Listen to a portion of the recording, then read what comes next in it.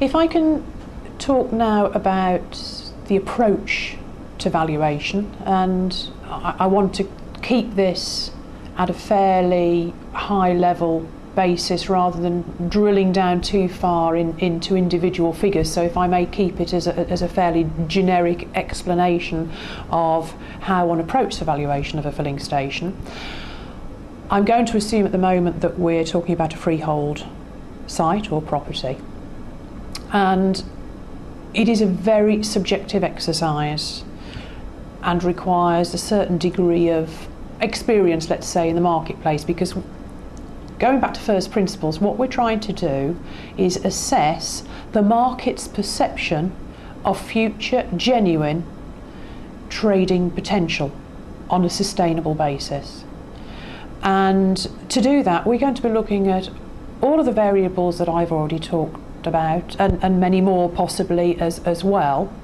We may, if it's an existing filling station, have some historic trading information that we can look at, possibly rely on, form some views or help us form our views as to the future trading potential. We may have the current trading levels as well, which may give us some comfort, but we're going to be using all the data that we've collated to firstly form a view.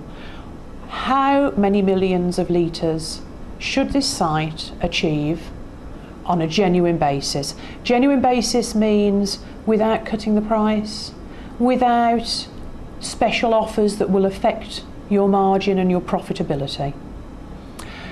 Similarly, we will be looking to form a view as to what the sustainable genuine trading is from the shop, and any other major profit elements that are going to be incorporated or already exist on the site. So typically a car wash, ATM, there may be advertising hoardings.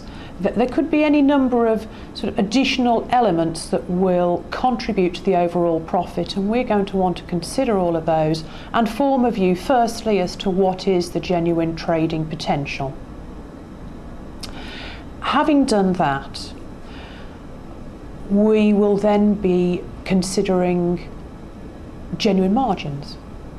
What profit can flow from those trading levels? All other things being equal, we're not going to be offering cut price fuel. We're going to try and sustain a genuine market margin on our shop sales as well. Shop sales, when it comes to looking at the margins, we'll need to drill that down to some extent because of the product level and the product mix. So there'll be certain elements of low margin product. Other sites are capable of retailing very high percentages of high profit margins. So we'll be taking that into consideration. You'll be getting quite a lot of detail if it's an existing site and trading records are available to you. So that will help you form a view as to sustainable profit margin. That is an area which we could all debate and discuss forever and a day, because what is sustainable? How long is the future?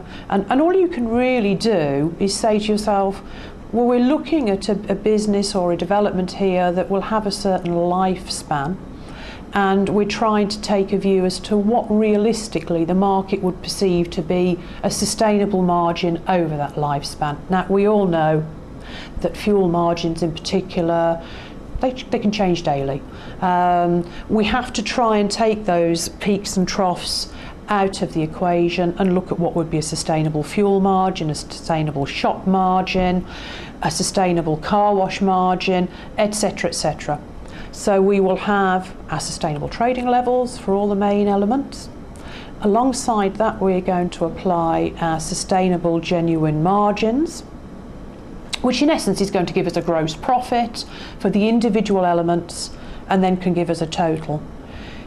It is, in my view, critically important to look at the individual elements and what part they play in the overall mix of the business.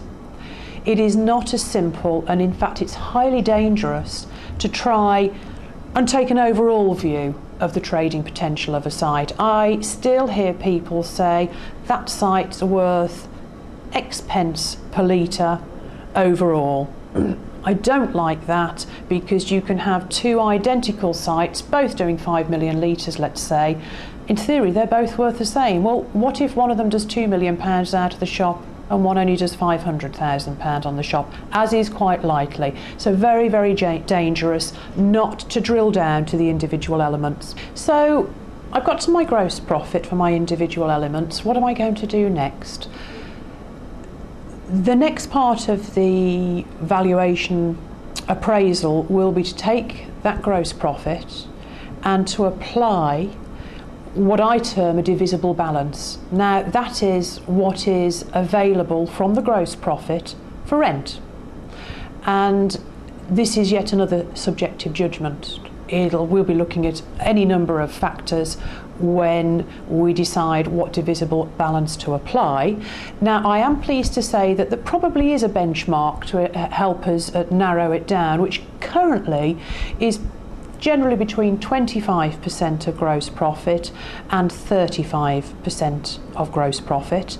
There are some people who will say it could be 40%, and I might be tempted to agree with that if we were looking at a petrol filling station that was maybe on a motorway service area, or a petrol filling station that was in a premium location, which might, for example, be a monopoly position in an airport. One of the reasons why I think you might be applying a higher divisible balance is partly because of the increased competition for premium sites, but also because of the improved profitability and because of economies of scale. If you've got a premium site where volumes are particularly high, margins are particularly high, it ought to be or follow that in theory, if you chose to, you could afford to pay more of that gross profit out in a rent. So up to 40%, but I think more generally I would rather use 25 to 35% as being available for rent. So I'm going to total up my divisible balances, and that is going to give me the notional rental value for the petrol filling station. What in our judgment call the market would perceive as being available for rent. We then need to get to a capital figure for our freehold filling station, so we're going to apply a capitalisation yield. Can I now talk about capitalisation rates, or the all risks yield?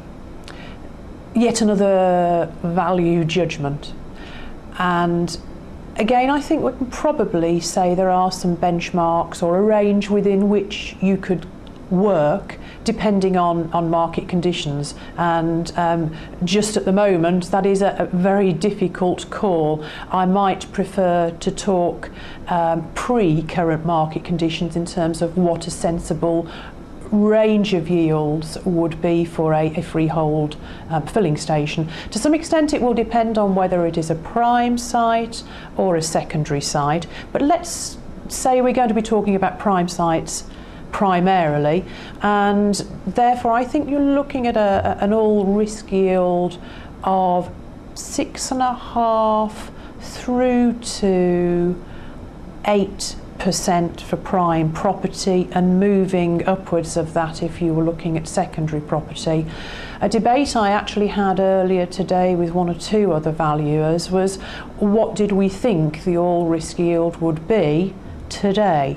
Now, if I tell you that there is no evidence on which to base what I am now going to say, you will appreciate that it's my best view as to how the market has moved over the last 6 months in particular.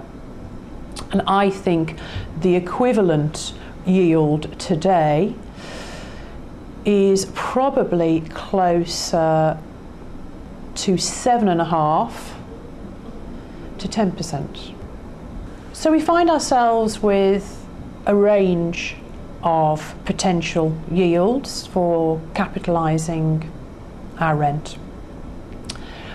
But of course, whether you use 6.5% or whether you use 7.5%, particularly if you're applying it to a significant rent, which you will be if you're looking at a prime major oil company development, could make a very, very significant difference in capital value.